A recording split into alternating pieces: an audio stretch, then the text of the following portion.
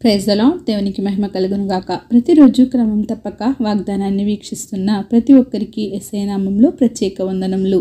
Subscribe చేసుకుని అనేక మందికి షేర్ చేసి దేవుని మాటల ద్వారా బలపరచండి.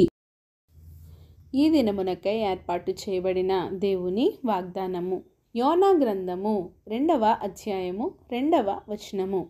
నేను ఉపద్రవములో ఉండి యెహోవాకు మనవి చేయగా ఆయన నాకు ప్రత్యుత్తరం ఇచ్చెను.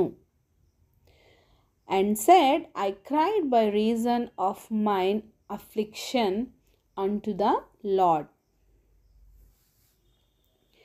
ఒక మత్స్యము కడుపులో నుండి యోనా దేవునికి ప్రార్థించాడు. యోనా ఎందుకు ఆ పెద్ద చేప కడుపులో ఉన్నాడు?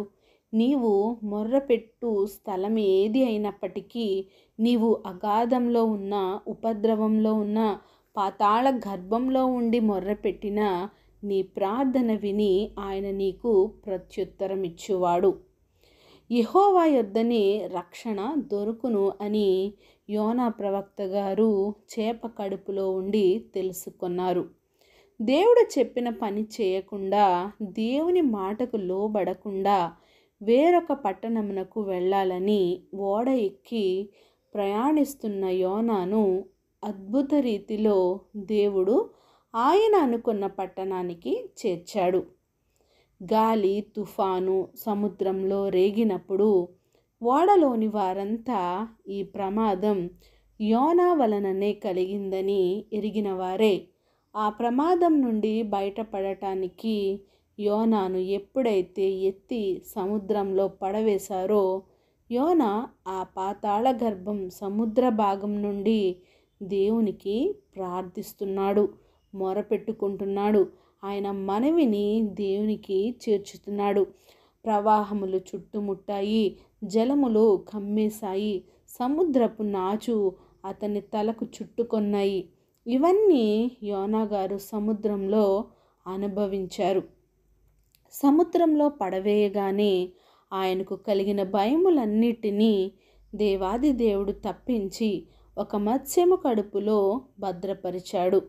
అందుకే యోనా గారు అంటారు, యెహోవా యొద్దనే రక్షణ దొరుకును. ఆ సముద్రం నుండి ఎవరైనా రక్షించగలరా?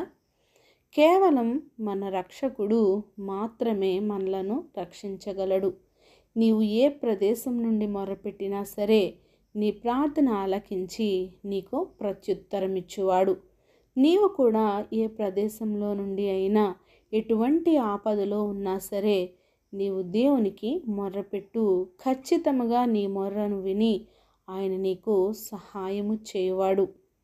యోనాకు తెలుసు దేవుని యొక్క శక్తి ఏంటో, ఆయన బలము ఏంటో ఎరిగినవాడు కనుకనే అతని బట్టి ఈ గొప్ప తుఫాను మీ మీదికి వచ్చింది కాబట్టి నన్ను ఎత్తి సముద్రంలో పడవేయండని ఆ ఓడలో ఉన్న ప్రజలతో అనడం జరిగింది. అవును, నిజమే.